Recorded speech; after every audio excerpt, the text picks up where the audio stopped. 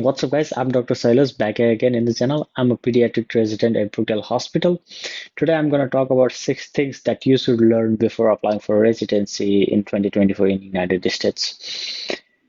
So, this must be a really busy time for you guys. I understand, and it's really tough to give time to all the things during the preparation, like mm, state pre-observership or letter of recommendation, personal statement, everything. That there is a lot of things that you should be focusing on, but I will talk about the 6 most important things that you should learn before applying for residency. So without further ado, let's start. So the first box will be a blue box, and with blue box, what I mean is it is the very important thing for your application cycle, and the most important thing that I'm going to talk about in 6 things. So this blue box, it goes to CV and the personal statement. This is no brainer that you should focus on CV and personal statement at the first place, because those are the 2 things that a program director going to see and send interview, right? So you have to work on it, like go through CV and personal statement as many times as possible and send it to other friends or people who are good at English or something like that, so that you don't have any mistake on a CV and personal statement. This is the profile that any interviewer sees and asks you questions from it. So don't mess up with your CV and personal statement.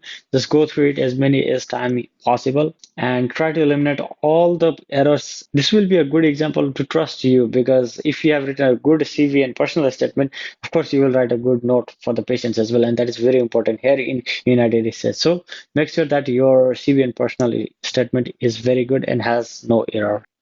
Second box is also a blue box. I'm giving it a blue box because it is as important as the CV and personal statement. And the thing is interview skills. I divide the math process in 2 phases. The first one is before getting interview, and the second one is during interview. So before getting interview, just focus on email and personal statement.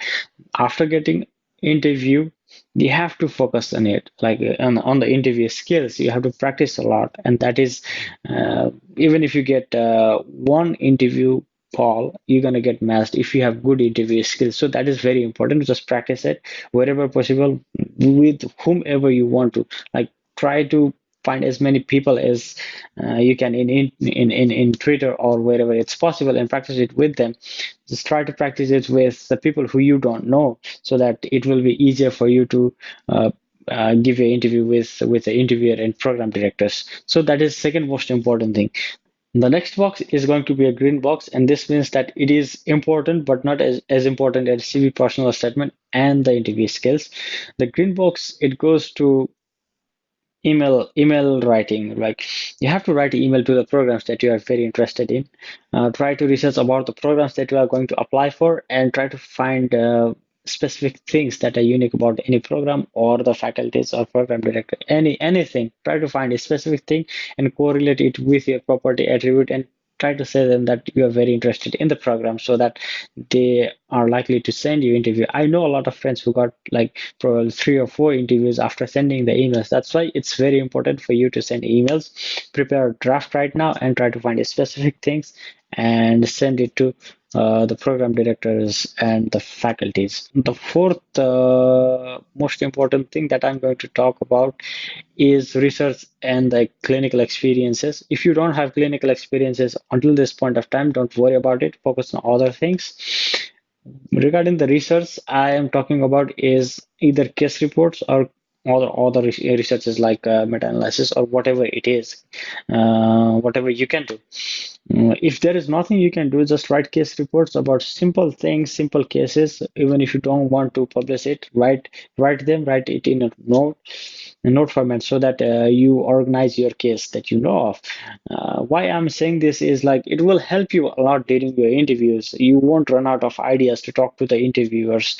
That is why writing case reports in an organized way is very important. You will have ideas to talk about. Sometimes I it is based on my experiences and listening to other experiences as well. I'm talking about sometimes what happens is you get a lot all of a sudden too many questions regarding the cases, and you won't have anything to talk about, because you have already talked about the cases that you prepared for, an interesting case or difficult case. And if they ask some more cases, then what are you going to talk about? So for that reason, Write as many cases as you can in an organized way so that you don't run out of ideas during your interview.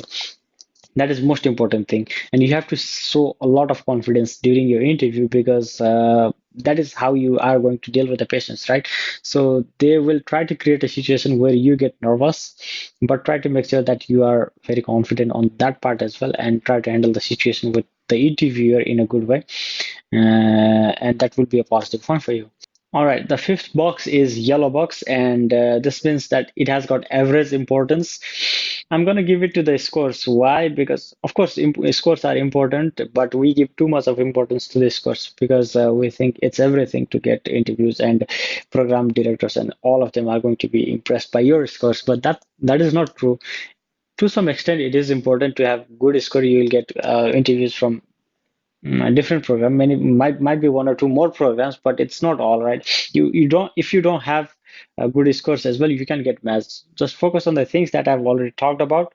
Make sure that you have good CV, personal statement. You write email to the programs that you are really interested in, and also you practice a lot with the interviews. Even if you get one interview, that's enough for you to get matched. So just don't think a lot that you don't have good scores or average scores. It will be it will be fine, and you'll get matched if you have like mastered all the things that I've talked before. The sixth box is regarding the red box, and it means a red flag. You have to avoid this thing, and that is a blunder. I've talked about blunders and all in separate video, which I'm going to link it. Just go through it and make sure that you don't make those blunders. What I'm going to give an example in this and in this video, and why I'm going to talk about blunder is because of the blunders that I made during my first cycle. I didn't get masked, and that is why I want you guys to avoid as well. The example is making errors in your personal statement in CV, even if it's grammatical error or whatever it is, it shows that you are not very serious about the things about your job. That's why you have to make sure that your personal statement in CV is really error free. So make sure that you don't make any blunders. Those are the six things that I had to talk about. And one bonus tip for you guys, make sure that you have a spare time during September 15 to 21, because at that time you will get you will have to apply for supplemental eras. You have to fill a lot of stuff, and it will be very overwhelming. So complete all the things that you have before September 15 so that you won't get overwhelmed, and prepare for your interviews. Good luck, everyone. If you guys like this video, just hit the like button, comment on the comment box if you want to know more about any other topic. I'll try to help you guys.